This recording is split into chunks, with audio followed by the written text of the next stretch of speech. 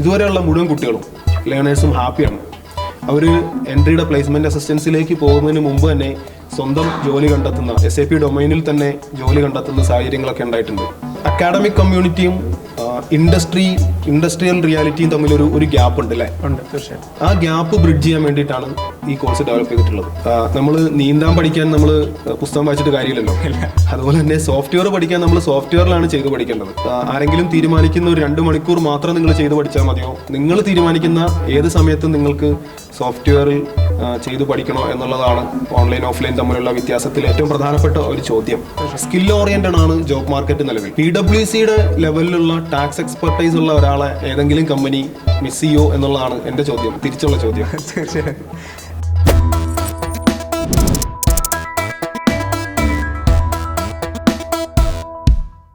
Hello everyone, ഇന്നു മുതൽ നമ്മളൊരു പുതിയ പോഡ്കാസ്റ്റ് സീരീസ് സ്റ്റാർട്ട് ചെയ്യുകയാണ്. ഒരു ജോബ് സീക്കറിന് വേണ്ട ഇൻസൈറ്റ്സ്, അതുപോലെ തന്നെ ജോബ് ഓപ്പർച്യൂണിറ്റീസ്, കരിയർ എക്സ്പോഷറിനെ പറ്റിയിട്ടുള്ള കാര്യങ്ങൾ, ഇതെല്ലാം നമുക്കൊരു എക്സ്പേർട്ടിനോട് ചോദിച്ചറിയാം. അപ്പോൾ ഇന്ന് നമ്മുടെ കൂടെയുള്ളത് ആക്ച്വലി എൻട്രി എലവേറ്റ് കൊമേഴ്സിൻ്റെ അക്കാഡമിക് ഹെഡായ ഷബീബ് ഖാനാണ്. So sir, welcome to our podcast. SAP ഈ വേർഡ് എല്ലാവരും കേട്ടിട്ടുണ്ട്, പക്ഷേ ആർക്കും വലിയ ഐഡിയ ഇല്ല. ഇത് ശരിക്കും കൊമേഴ്സ് സ്പെസിഫിക് ആണോ അതോ ഏതൊരാൾക്കും പറ്റുന്നതാണോ? ആക്ച്വലി എന്താണ് ഈ SAP? SAP എന്ന് പറയുന്നത് ഒരു ERP സോഫ്റ്റ്വെയർ ആണ് ആക്ച്വലി. അതിനു മുമ്പ് ERP എന്താണെന്നും കൂടി ജസ്റ്റ് ഒന്ന് ഞാൻ പറയാം. ഒരു ബിസിനസ്സിൻ്റെ അല്ലെങ്കിൽ ഒരു ഓർഗനൈസേഷൻ്റെ സ്മൂത്ത് ആയിട്ടുള്ള റണ്ണിങ്ങിന് ആവശ്യമായിട്ടുള്ള പ്രോസസ്സുകൾ, അല്ലെങ്കിൽ അവർ ഡീല് ചെയ്യുന്ന ഡേറ്റ, ഇതൊക്കെ ഒരു സെൻട്രലൈസ്ഡ് ആയിട്ടുള്ള ഒരു സിസ്റ്റത്തിൽ പ്രോസസ്സ് ചെയ്യുന്നതിനാണ് ERP എന്ന് പറയുന്നത്. ആ വാക്കിൽ തന്നെ അതിൻ്റെ അർത്ഥമുണ്ട്. എൻ്റർപ്രൈസസിന് അവൈലബിൾ ആയിട്ടുള്ള റിസോഴ്സസുകൾ ബെറ്റർ ഔട്ട്പുട്ടിന് വേണ്ടി പ്ലാൻ ചെയ്യുക എന്നുള്ളതാണ് ERPയുടെ ഒരു ഡെഫിനിഷൻ. ഈ ERP സെഗ്മെൻറ്റിലെ ഒരു ബിഗ് പ്ലെയറാണ് SAP എന്ന് പറയുന്നത്. SAP is A German multinational company. German based ആണ്. ഓൾമോസ്റ്റ് ഒരു 190 രാജ്യങ്ങളിൽ SAPക്ക് ക്ലയൻസ് ഉണ്ട്. 4.5 ലക്ഷത്തോളം കമ്പനികൾ, അത് വലിയ കമ്പനികൾ മാത്രമല്ല ചെറിയ കമ്പനികൾ ഉൾപ്പെടെ SAPയിൽ ആണ് ഫങ്ഷൻ ചെയ്യുന്നത് ഇന്ന്. സോ ഒരു കരിയർ, നല്ലൊരു കരിയർ ആഗ്രഹിക്കുന്ന ഒരാൾ, അല്ലെങ്കിൽ നല്ലൊരു കമ്പനിയിൽ കരിയർ ആഗ്രഹിക്കുന്ന ഒരാൾ SAP സ്കിൽ ഉണ്ടെങ്കിൽ അവർക്ക് ജോബ് മാർക്കറ്റിൽ ഉറപ്പായിട്ടും ഒരു പ്രിഫറൻസ് ഉണ്ടാവും. കാരണം നമ്മൾ പറയുന്ന നല്ല കമ്പനികൾ, വലിയ കമ്പനികൾ എന്ന് പറയുന്നത് ബിഗ് ഫോർ കമ്പനികൾ. ബിഗ് ഫോർ കമ്പനികൾ 4ഉം SAPയിലാണ് ഫങ്ഷൻ ചെയ്യുന്നത്. ഇന്ത്യയിലെ പെട്രോളിയം കമ്പനികൾ എടുത്താൽ ഭാരത് പെട്രോളിയം, ഹിന്ദുസ്ഥാൻ പെട്രോളിയം പോലുള്ള കമ്പനികൾ SAPയിലാണ് ഫങ്ഷൻ ചെയ്യുന്നത്. നമുക്ക് കണക്ട് ചെയ്യാൻ പറ്റുന്ന ഒരു ഉദാഹരണം ഞാൻ പറയാം.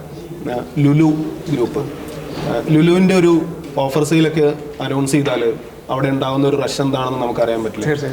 ഒരു 40-45 കൗണ്ടറുകളിൽ കണ്ടിന്യൂസ് ആയിട്ട് ബില്ലിങ് നടന്നുകൊണ്ടിരിക്കുകയാണ്. സോ ബില്ലിങ് നടക്കുന്ന അതേ സമയത്ത് തന്നെ ഏത് ഷെൽഫിൽ നിന്നാണ് പ്രോഡക്റ്റ് ഇറങ്ങിപ്പോയിട്ടുള്ളത് എന്ന് ഇൻവെൻട്രി ടീമിന് മനസ്സിലാവുന്നു. ആ ഷെൽഫിൽ എത്ര ഇനി ബാലൻസ് ഉണ്ട് എന്നുള്ളൊരു നമ്പേഴ്സ് വരെ അവർക്ക് കിട്ടുന്നു. അവരത് റീപ്ലേസ് ചെയ്യുന്നു. ഒരു ഡിലേ ഇല്ലാതെ ഈ പ്രോസസ്സ് ഇങ്ങനെ കണ്ടിന്യൂസ് നടക്കും അല്ലേ? സോ എത്ര കോംപ്ലക്സ് ആയിട്ടുള്ള ഡേറ്റ ആണെങ്കിലും SAPക്ക് സിമ്പിളായിട്ട് അത് പ്രോസസ്സ് ചെയ്യാൻ പറ്റും. അതുകൊണ്ടാണ് വലിയ കമ്പനികൾ SAP പ്രിഫർ ചെയ്യുന്നത്. അപ്പോൾ നല്ലൊരു കമ്പനിയിൽ നമ്മുടെ കരിയർ സ്റ്റാർട്ട് ചെയ്യണം, അല്ലെങ്കിൽ നല്ലൊരു കമ്പനിയിലേക്ക് നമ്മുടെ കരിയർ സ്വിച്ച് ചെയ്യണം, കരിയർ അപ്ഡേറ്റ് ചെയ്യണമെന്ന് ആഗ്രഹിക്കുന്നവർക്ക് SAP ഒരു ബെറ്റർ ചോയ്സ് ആണ്.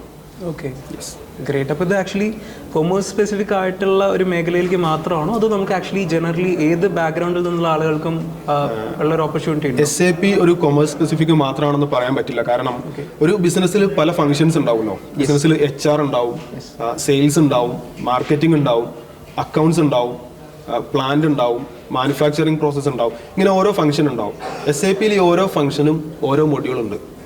അപ്പോൾ ഒരു ഫിനാൻസിലൊക്കെ കരിയർ ബിൽഡ് ചെയ്യാൻ ആഗ്രഹിക്കുന്നവർ, അക്കൗണ്ടിങ് മേഖലയിൽ നല്ലൊരു കമ്പനിയിൽ ജോലി ആഗ്രഹിക്കുന്നവർ പഠിക്കേണ്ട മൊഡ്യൂൾ SAP FICO എന്ന് പറയുന്ന മൊഡ്യൂളാണ്.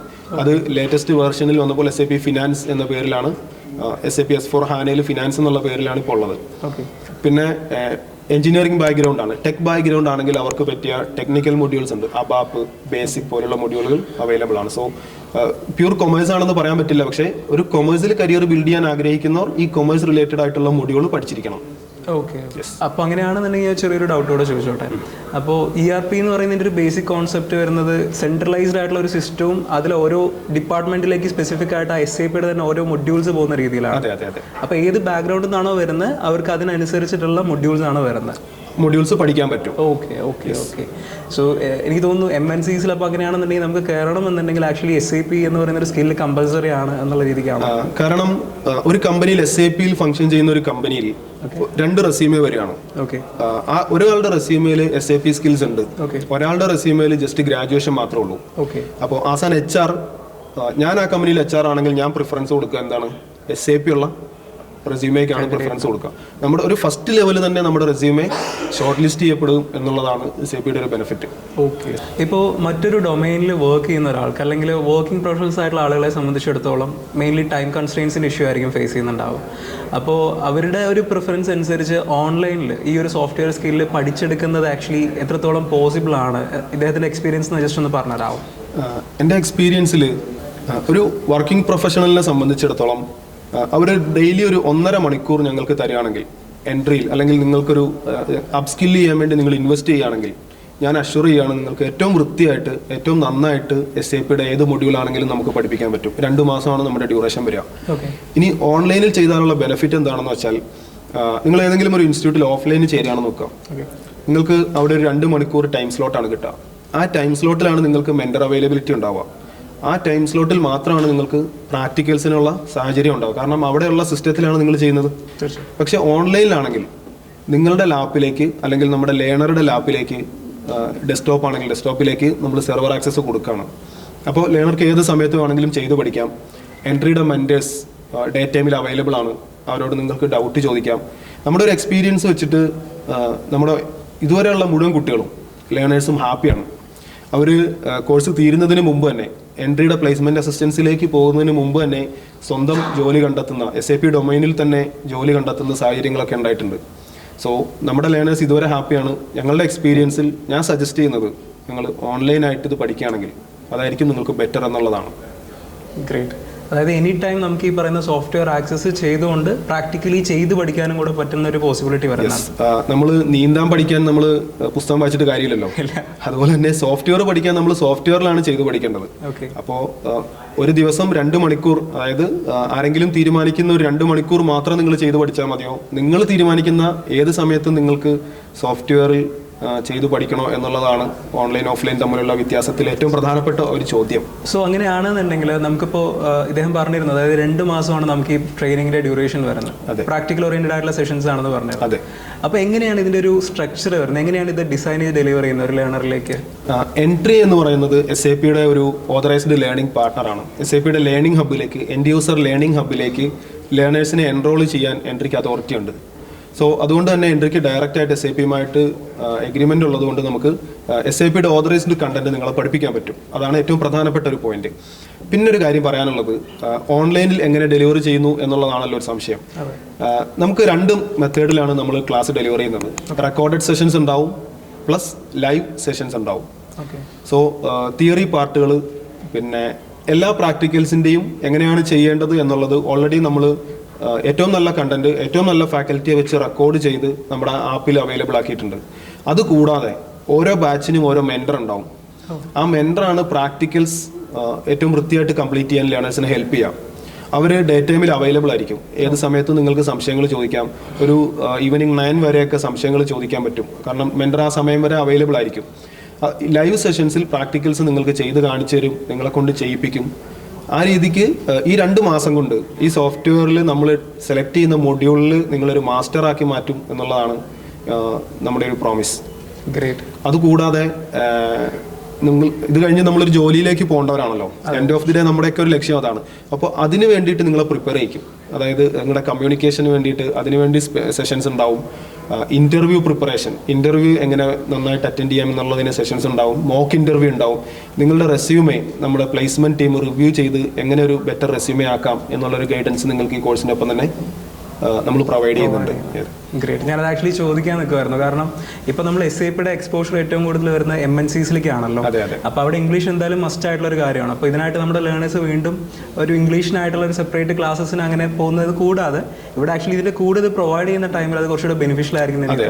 പിന്നെ അത് കൂടാതെ ഇൻ്റർവ്യൂവിനായിട്ടുള്ള ഒരു സ്കെഡ്യൂളിങ്ങിൻ്റെ ആ ഒരു പ്രൊസീജിയർ എങ്ങനെയായിരുന്നു നമ്മൾ ചെയ്തു കൊടുക്കുന്നത്? കമ്മ്യൂണിക്കേഷന് സെഷൻസ് ഉണ്ടാവും ആദ്യം. ഓക്കെ. അതുകൂടാതെ ഇൻ്റർവ്യൂവിൽ എങ്ങനെയാണ് ബിഹേവ് ചെയ്യേണ്ടത് എന്നുള്ള ഒരു സെഷൻ സെഷൻസ്, പല സെഷൻസ് ഉണ്ട്. എക്സ്പേർട്സ് ഡീൽ ചെയ്യുന്ന സെഷൻസ് ഉണ്ടാവും. ഓക്കെ. അതിനുശേഷം ഒരു mock interview, subject vice mock interview, HR vice mock interview. Okay. ഈ 2 മോക്ക് ഇന്റർവ്യൂവും എല്ലാ ലേണറും അറ്റൻഡ് ചെയ്യണം. നമ്മുടെ ഒരു കോഴ്സ് കംപ്ലീഷൻ്റെ ഒരു ക്രൈറ്റീരിയ ആണത്. ഓക്കെ. കോഴ്സ് കംപ്ലീഷനോടനുബന്ധിച്ച് ഇവർ ചെയ്ത വർക്കുകൾ വെച്ചൊരു പ്രോജക്റ്റ് ഇവർ സബ്മിറ്റ് ചെയ്യേണ്ടതുണ്ട്. ഓക്കെ. സോ ആ പ്രോജക്റ്റ് തന്നെയാണ് ഇവർ ഈ സോഫ്റ്റ്വെയറിൽ ഇവർക്ക് അതോറിറ്റി ഉണ്ട്, ഇവർക്ക് നോളജ് ഉണ്ട് എന്നുള്ളതിൻ്റെ ഏറ്റവും വലിയ എവിഡൻസ് ആവുക. ഓക്കെ. റീസെൻ്റ് ആയിട്ട് എൻട്രിയിൽ ടാക്സ് കോഴ്സ് ഗ്ലോബൽ ബിഗ് 4 കമ്പനിയായ PwC ക്രാഫ്റ്റ് ചെയ്ത് ഡെലിവറി ചെയ്യുന്നതായിട്ട് കേൾക്കാൻ കഴിഞ്ഞിരുന്നു. അപ്പോൾ ആക്ച്വലി ഇതുകൊണ്ട് യൂസേഴ്സിന് എങ്ങനെയാണ് ബെനിഫിറ്റ് വരുന്നത്, എന്താണ് ബെനിഫിറ്റ്സ് വരുന്നത്? എൻട്രീനെ സംബന്ധിച്ചും എൻട്രീനെ ട്രസ്റ്റ് ചെയ്യുന്ന ലേണേഴ്സിനെ സംബന്ധിച്ചുള്ളൊരു പ്രൗഡ് മൊമെൻ്റ് ആണ് ഇപ്പോൾ എൻട്രി നടന്നുകൊണ്ടിരിക്കുന്നത്. കാരണം ബിഗ് 4 കമ്പനികൾ ഓഡിറ്റിംഗ് അല്ലെങ്കിൽ അക്കൗണ്ടിങ് രംഗത്ത് ലോകത്തെ ഏറ്റവും വലിയ കമ്പനികളാണ് ബിഗ് 4 കമ്പനികൾ എന്നറിയപ്പെടുന്നത്. അതിലേറ്റവും വലിയൊരു പ്ലെയറാണ് PwC. ഒരു ഫൈനാൻഷ്യൽ രംഗത്ത് അല്ലെങ്കിൽ അക്കൗണ്ടിങ് രംഗത്തൊക്കെ ജോലി ആഗ്രഹിക്കുന്നവരുടെ അല്ലെങ്കിൽ കരിയർ ബിൽഡ് ചെയ്യാൻ ആഗ്രഹമുള്ളവരുടെയൊക്കെ ഒരു ഡ്രീം ഡെസ്റ്റിനേഷനാണ് ഈ PwC എന്നൊക്കെ പറയുന്നത്. സോ അവർ നമ്മുടെ കണ്ടന്റ്, നമ്മുടെ പ്രാക്ടിക്കൽ അക്കൗണ്ടിങ് കോഴ്സിൻ്റെ കണ്ടന്റ് റിവ്യൂ ചെയ്യുകയും they agree to add their module in our course. Okay. So എന്താണ്, നമ്മുടെ ടാക്സ് മൊഡ്യൂളുകൾ, നമ്മൾ ഓൾറെഡി കുട്ടികളെ പഠിപ്പിച്ചുകൊണ്ടിരിക്കുന്ന ടാക്സ് മൊഡ്യൂളുകൾ അവർ റിവ്യൂ ചെയ്തിട്ടാണ് അവരുടെ മൊഡ്യൂൾ ഇതിൽ ചേർക്കാൻ അവർ സമ്മതിച്ചിട്ടുള്ളത്. സോ നമ്മുടെ ടാക്സ് മൊഡ്യൂളിൻ്റെ ഒരു ലെവൽ PwC ആണ് എന്ന് വേണമെങ്കിൽ നമുക്ക് പറയാം. ടാക്സ് മൊഡ്യൂളിൻ്റെ ഒരു നോളജ് പാർട്ട്ണറായിട്ട് PwC മാറിയിട്ടുണ്ട്. അപ്പോൾ നമ്മുടെ ലേണറെ സംബന്ധിച്ച് അവരുടെ റെസ്യൂമെയിൽ ഈ PwC സർട്ടിഫിക്കേഷൻ ഉണ്ടെങ്കിൽ എന്തായാലും ഇവർ കൊമേഴ്സ് അല്ലെങ്കിൽ ഫൈനാൻസ് മേഖലയിലാണ് കരിയർ ബിൽഡ് ചെയ്യുന്നത്. അപ്പോൾ ആ റെസ്യൂമെയിൽ ഈ ഒരു PwC ഒരു ബിഗ് 4 കമ്പനിയുടെ പേരുണ്ടെങ്കിൽ അത് എത്രത്തോളം ബെനിഫിഷ്യൽ ആകുമെന്ന് ഞാൻ പ്രത്യേകിച്ച് പറയേണ്ട ആവശ്യമില്ലല്ലോ. തീർച്ചയായിട്ടും. പക്ഷേ ഞാൻ ജസ്റ്റ് ഒരു കാര്യം കൂടെ അന്ന് ആഡ് ചെയ്യുകയാണ്. അതായത് നമുക്ക് നമ്മുടെ ലേണേഴ്സിൽ ഇപ്പോൾ ശരിക്കും പറഞ്ഞാൽ അതർ ബാക്ക്ഗ്രൗണ്ടിൽ നിന്ന് വരുന്ന ആൾക്കാരുണ്ടാവും. നോൺ കൊമേഴ്സ് ബാക്ക്ഗ്രൗണ്ടിൽ നിന്ന് വരുന്ന ആളുകളെ സംബന്ധിച്ച് ബേസ് തൊട്ടിട്ട് സ്റ്റാർട്ട് ചെയ്യേണ്ട ആവശ്യം വരുന്നുണ്ടാവും. സോ അവർക്ക് ഈ PwCയുടെ ഒരു ഇമ്പാക്റ്റ് റെസ്യൂമിൽ എങ്ങനെയാണ് വരുന്നത് എന്നുള്ളതിനെ പറ്റി ജസ്റ്റ് ഒന്ന് ബ്രീഫ് ചെയ്ത് തരുവാണെങ്കിൽ കുറച്ച് ഹെൽപ്പ്. അതെ, നിലവിൽ ഇന്ത്യയിലെ പ്രാദേശിക ഭാഷകളിൽ PwCയുടെ സർട്ടിഫിക്കേഷൻ കൊടുക്കാൻ എൻട്രിക്ക് മാത്രമാണ് അതോറിറ്റി ഉള്ളത്. ഓക്കെ. സോ എന്താണ് PwC എന്നും കൂടി പറഞ്ഞാലേ ഈ ചോദ്യത്തിൻ്റെ ഉത്തരം പൂർണ്ണമാവുള്ളൂ. ഓൾമോസ്റ്റ് ഒരു 150ഓളം രാജ്യങ്ങളിൽ പ്രസൻസ് ഉള്ള ഒരു കമ്പനിയാണ് PwC. 750-ലധികം ലൊക്കേഷൻസ് ഉണ്ട്, 6 ഓഫീസുകളുണ്ട്. 3.25 ലക്ഷത്തോളം സ്റ്റാഫിനെ അക്കോമഡേറ്റ് ചെയ്തിട്ടുണ്ട് ഈ കമ്പനി. സോ ഇങ്ങനെ ഒരു കമ്പനി, അതായത് അക്കൗണ്ടിങ്, ഓഡിറ്റിംഗ്, ടാക്സേഷൻ രംഗത്ത് ലോകത്തെ തന്നെ വലിയ അതോറിറ്റിയാണ് ഈ കമ്പനി. ചിലപ്പോൾ കേരള ഗവൺമെൻറ്റിൻ്റെയൊക്കെ റവന്യൂവിന് സമാനമായ റവന്യൂ ജനറേറ്റ് ചെയ്യുന്ന ഒരു കമ്പനിയാണ്. അവരാണ് എൻട്രിയുടെ ഈ കോഴ്സിലെ ടാക്സ് മൊഡ്യൂൾ സർട്ടിഫൈ ചെയ്യുന്നത്. സോ ജോബ് മാർക്കറ്റിലേക്ക് ഇറങ്ങുമ്പോൾ ഞാൻ ആദ്യം സൂചിപ്പിച്ചിരുന്നല്ലോ, കമ്പനികൾ റിക്രൂട്ടേഴ്സ് നോക്കുന്നത് ഗ്രാജുവേഷൻ അല്ലെങ്കിൽ പോസ്റ്റ് ഗ്രാജുവേഷനേക്കാൾ ഉപരി അവർ സ്കിൽഡ് ആണോ എന്നുള്ളതാണ്. സ്കിൽ ഓറിയൻറ്റഡ് ആണ് ജോബ് മാർക്കറ്റ് നിലവിൽ. സോ PwCയുടെ ലെവലിലുള്ള ടാക്സ് എക്സ്പെർട്ടൈസ് ഉള്ള ഒരാളെ ഏതെങ്കിലും കമ്പനി മിസ് ചെയ്യോ എന്നുള്ളതാണ് എൻ്റെ ചോദ്യം, തിരിച്ചുള്ള ചോദ്യം. തീർച്ചയായും ഒരിക്കലും ഇല്ല. തീർച്ചയായിട്ടും അത് ആക്ച്വലി ആ റെസ്യൂമിൽ ആഡ് ചെയ്യുമ്പോൾ ഉണ്ടാകുന്ന ഇമ്പാക്ട് എത്രത്തോളം വരുന്നുണ്ട് എന്നുള്ളത് ആക്ച്വലി PwC എത്ര വലിയൊരു കമ്പനിയാണെന്ന് ഇപ്പോൾ സാറ് പറഞ്ഞപ്പോൾ അറിയുന്നത്. So it's A great opportunity അല്ലേ? തീർച്ചയായിട്ടും. ലേണേഴ്സിന് നമ്മുടെ പ്രാക്ടിക്കൽ അക്കൗണ്ടിങ് കോഴ്സിലേക്ക് വന്നാൽ ഈ PwC സർട്ടിഫിക്കേഷൻ മാത്രമല്ല ഉള്ളത്. നമ്മുടെ കോഴ്സ്, ഈ പ്രാക്ടിക്കൽ അക്കൗണ്ടിങ് കോഴ്സിന്റെ പേര് BFC എന്നാണ്. ഈ കോഴ്സ് ഡിസൈൻ ചെയ്തിട്ടുള്ള ഒരു കാഴ്ചപ്പാട് എന്താണെന്ന് പറഞ്ഞാൽ, നിലവിൽ കേരളത്തിലോ അല്ലെങ്കിൽ ഇന്ത്യയിലെ ഏതെങ്കിലും ഒരു യൂണിവേഴ്സിറ്റിയിൽ നിന്ന് കൊമേഴ്സിൽ ഒരു ഡിഗ്രി കഴിഞ്ഞിറങ്ങിയ ഒരാൾ അല്ലെങ്കിൽ PG കഴിഞ്ഞിറങ്ങിയ ഒരാൾക്ക് ഒരു കമ്പനിയുടെ, ഒരു ചെറിയ കമ്പനി ആയിക്കോട്ടെ, അക്കൗണ്ട്സ് വൃത്തിയായിട്ട് മാനേജ് ചെയ്യാൻ പറ്റും എന്ന് കോൺഫിഡൻസ് ഉണ്ടാവും? കാരണം അക്കാഡമിക് കമ്മ്യൂണിറ്റിയും ഇൻഡസ്ട്രിയൽ റിയാലിറ്റിയും തമ്മിലൊരു ഗ്യാപ്പ് ഉണ്ട് അല്ലേ? ആ ഗ്യാപ്പ് ബ്രിഡ്ജ് ചെയ്യാൻ വേണ്ടിയിട്ടാണ് ഈ കോഴ്സ് ഡെവലപ്പ് ചെയ്തിട്ടുള്ളത്. ഒരു അക്കൗണ്ടന്റിന്റെ പ്രാക്ടിക്കൽ ആസ്പെക്റ്റിലാണ് ഈ കോഴ്സിന്റെ ഏറ്റവും ബേസിക് മുതൽ നമ്മൾ ബിൽഡ് ചെയ്തിട്ടുള്ളത്. അക്കൗണ്ടിങ്ങിന്റെ ഏറ്റവും ബേസിക് മുതൽ അഡ്വാൻസ് ലെവൽ വരെ accounting fundamentals, banking, corporate law, labour law, പിന്നെ ഒരു അക്കൗണ്ടന്റ് മന്ത് ഓൺ മന്ത് ബേസിസിൽ, ഒരുപക്ഷെ ഡേ ടു ഡേ ബേസിസിൽ ഇടപെടേണ്ടി വരുന്ന ടാക്സേഷൻ, അത് IDT ആണെങ്കിലും DT ആണെങ്കിലും, ഈ IDTയുടെയും DTയുടെയും മൊഡ്യൂളാണ് PwC സർട്ടിഫൈ ചെയ്യുന്നത്. അപ്പോൾ ഈ ടോപ്പിക്കുകളെല്ലാം ഇതിൽ ഉൾപ്പെടുത്തിയിട്ടുണ്ട്. അത് കൂടാതെ അവരുടെ ജോലിയിലേക്ക് എത്താനുള്ള ഒരു എഫേർട്ടിനെ നമ്മൾ സപ്പോർട്ട് ചെയ്യുന്നുണ്ട്. അത് interview training, communication, resume sessions വഴി നമ്മൾ അവരെ സപ്പോർട്ട് ചെയ്യുന്നുണ്ട്. സോ SAP പോലെ തന്നെ ഇപ്പോൾ പറഞ്ഞ BFCയുടെ ഒരു ഫുൾ ഫോം അപ്പോൾ എങ്ങനെയാണ് വരുന്നത്?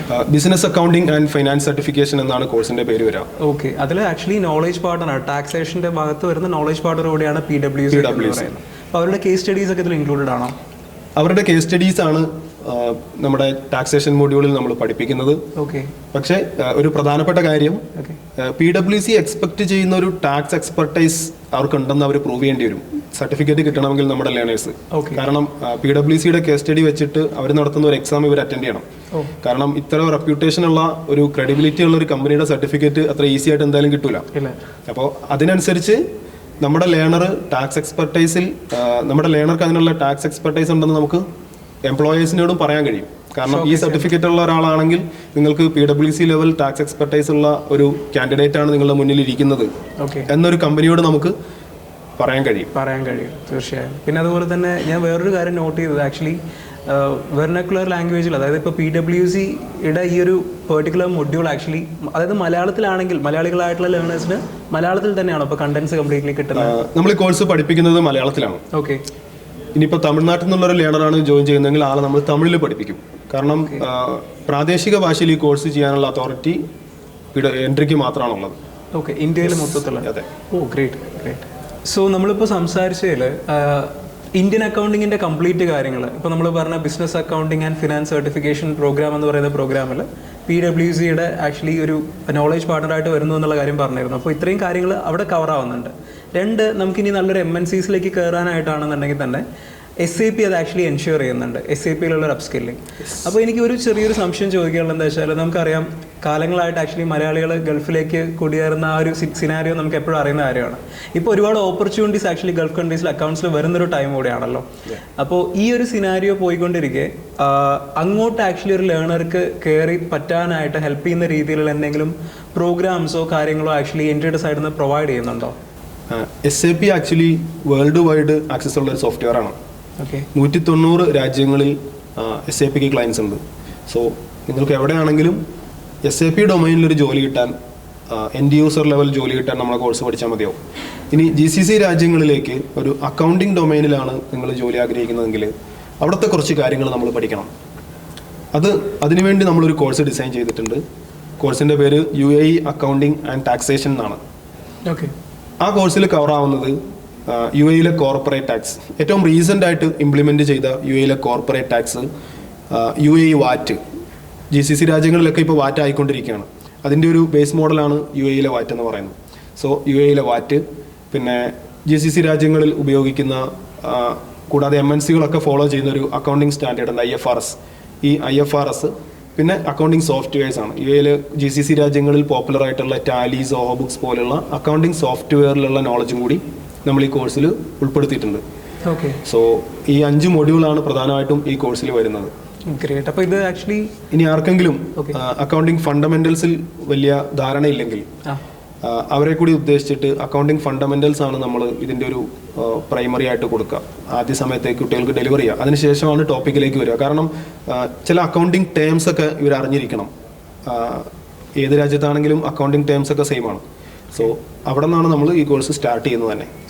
അതായത് ഒരു ബിഗിനറിന് സ്റ്റാർട്ട് ചെയ്യാൻ പറ്റുന്ന രീതിയിൽ ഏറ്റവും ബേസ് നിന്നാണ് സ്റ്റാർട്ട് ചെയ്യുന്നത്. മുന്നേ പറഞ്ഞപ്പോൾ SAPയുടെ കേസിൽ സാറ് പറഞ്ഞിരുന്നു, അതേപോലെ തന്നെ ഈ പ്രാക്ടിക്കൽ അക്കൗണ്ടിങ്ങിൻ്റെ കേസിലും പറഞ്ഞിരുന്നു. നമുക്ക് അതായത് പ്രാക്ടിക്കലി ചെയ്തു പോകുന്ന രീതിയിലാണ് ഇത് ഡിസൈൻ ചെയ്തിട്ടുള്ളത്.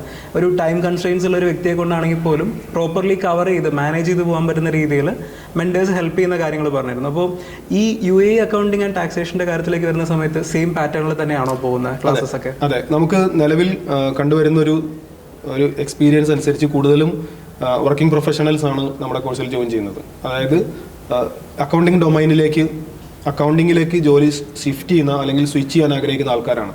അപ്പോൾ അവർക്ക് ഓൾറെഡി ഒരു ജോലി ഉണ്ടാവും അല്ലേ? അപ്പോൾ അത് നമ്മൾ കൺസിഡർ ചെയ്തുകൊണ്ട് ഈവനിങ് ടൈമാണ് കൂടുതൽ സമയവും ലൈവ് സെഷൻസിന് വേണ്ടിയിട്ടും ഇൻട്രാക്ഷന് വേണ്ടിയിട്ടൊക്കെ നമ്മൾ സെലക്ട് ചെയ്തിട്ടുള്ളത്. നമ്മുടെ അതിന് മെൻറ്റേഴ്സ് ഉണ്ടാവും, മെൻറ്റേഴ്സ് അവരെ ഹെൽപ്പ് ചെയ്യും.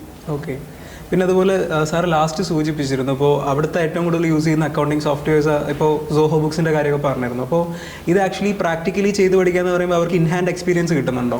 അതെ, അവർക്ക് ഇൻഹാൻഡ് എക്സ്പീരിയൻസ് കിട്ടുന്നുണ്ട്. അവരുടെ ലാപ്പിൽ, അവരുടെ ഡെസ്ക്ടോപ്പിൽ ഈ സോഫ്റ്റ്വെയർ അവർക്ക് ഇൻസ്റ്റാൾ ചെയ്യാം. നമ്മുടെ മെൻറ്റർ അവരെ ഹെൽപ്പ് ചെയ്യും.